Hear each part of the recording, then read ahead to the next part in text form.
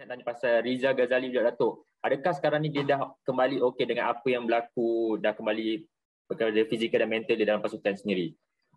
Ya, kalau kita lihat dua perlawanan yang lepas, Rizal merupakan pemain yang paling konsisten dalam pasukan kita, ya, di mana beliau banyak membantu dari segi bertahan, dan kita tahu Rizal lebih gemar untuk bergerak di bahagian hadapan, dan secara keseluruhan saya nampak tidak ada sebarang masalah, dan apa yang berlaku pada Rizal sebelum itu telah, saya rasa beliau telah mempelajari perkara-perkara yang selain daripada memikirkan permainan atau prestasi beliau dengan pasukan Sabah. Okey, adakah masa tu Datuk dan pihak Sabah sendiri mungkin rasa takutlah, mungkin akan diambil tindakan oleh MFL ke FAM untuk menggantung Rizal, sebab Rizal salah satu pemain utama dalam pasukan Datuk? Ya, kita mempunyai plan, seperti saya selalu lakukan. Apabila Rizal mempunyai masalah ataupun isu dengan FAM, saya telah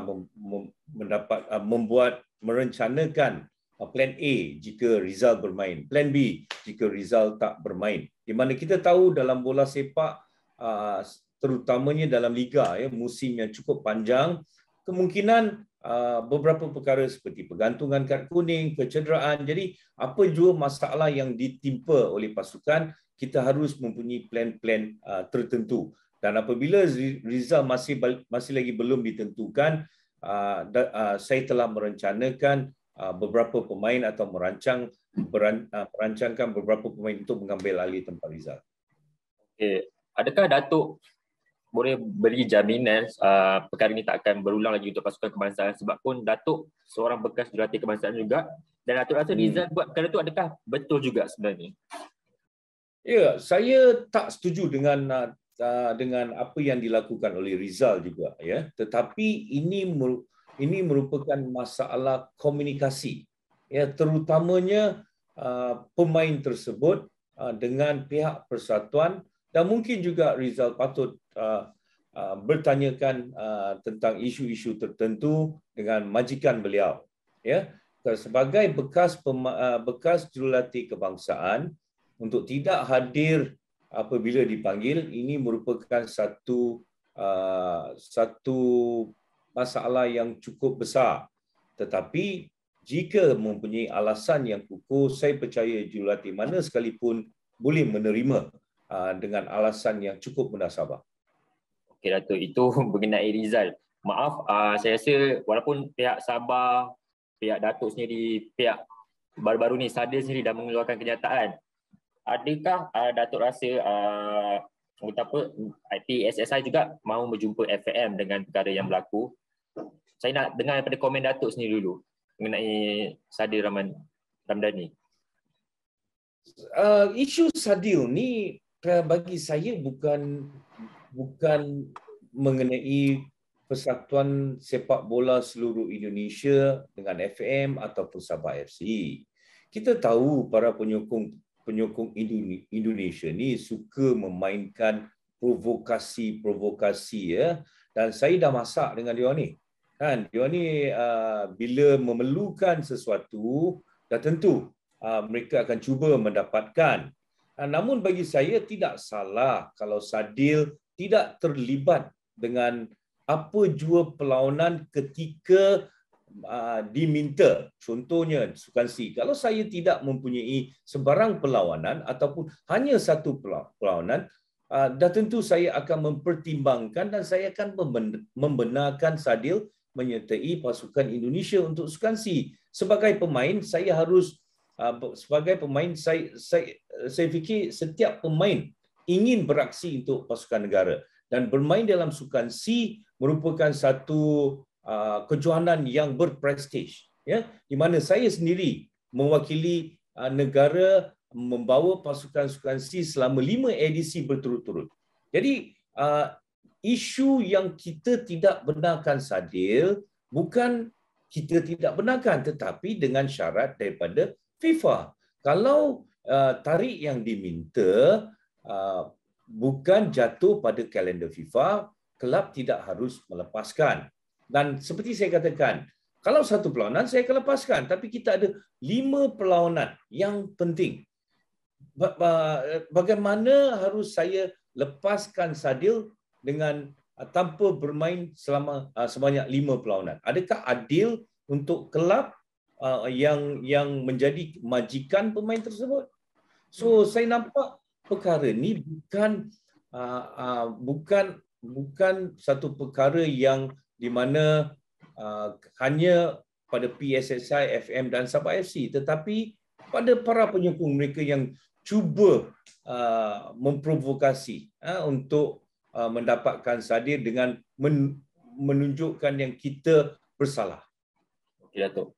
Mungkin ni disebabkan penyokong saya, Datuk.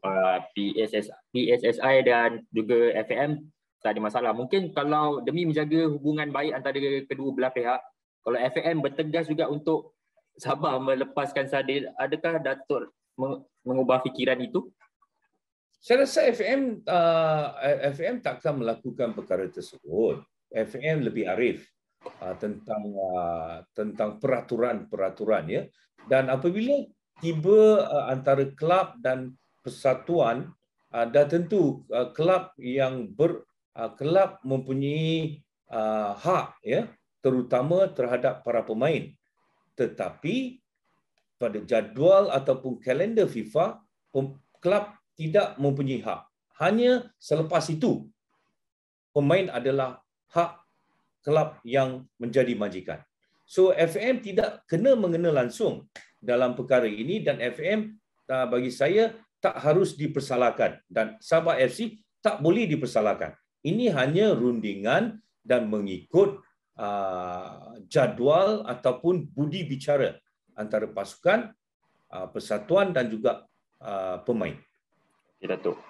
Datuk juga sebagai seorang bekas jurulatih kebangsaan bawah 23 juga. Datuk pun saya rasa menghadapi kesukaran yang sama pada masa itu untuk memanggil pemain Datuk sendiri.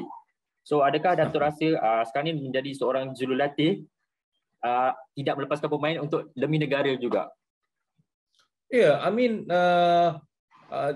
kalau dulu ketika saya menjadi jurulatih yang terlibat dalam Sukan C, ya, kalau kita lihat Sukan C kebiasaannya berlaku pada hujung tahun, ya, dan apabila pada hujung tahun jarang pemain tidak dilepaskan. Namun pada siri 2 ataupun 3 siri yang sebelum ini, Sukan C berlangsung pada pertengahan tahun, dan saya mempunyai masalah yang sama, tetapi masalah itu bukan datangnya hanya daripada satu pemain, tetapi ramai lagi pemain, ya.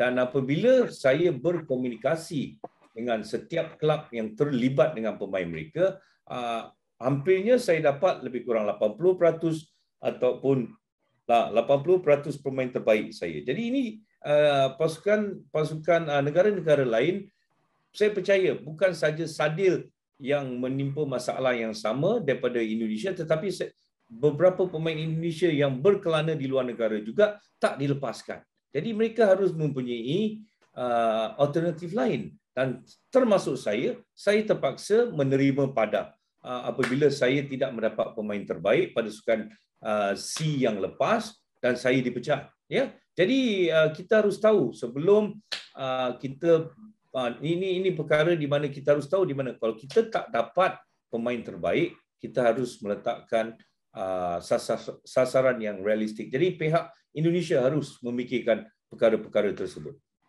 Okey, mungkin Datuk kata Indonesia, fans-fan Indonesia membesarkan perkara ini. Adakah Datuk rasa wajar kecaman dan kritikan fan Indonesia ni kepada pihak Sabah sendiri kerana isu Sadil ni sebenarnya?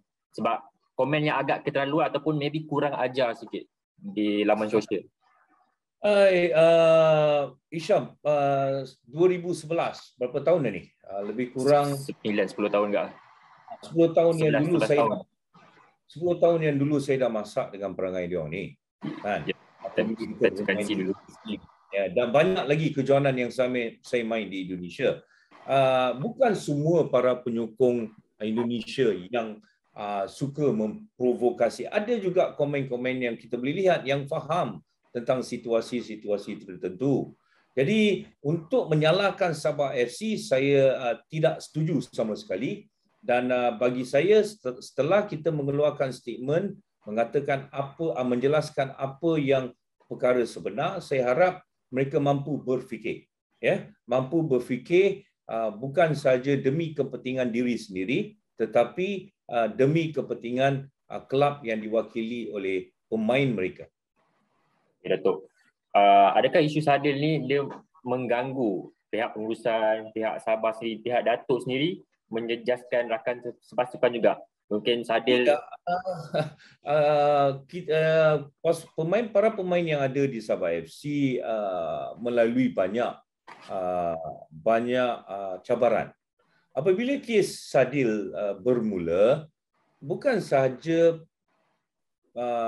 media-media ataupun social media daripada Sabah FC saja diserang, tetapi para pemain lain juga diserang.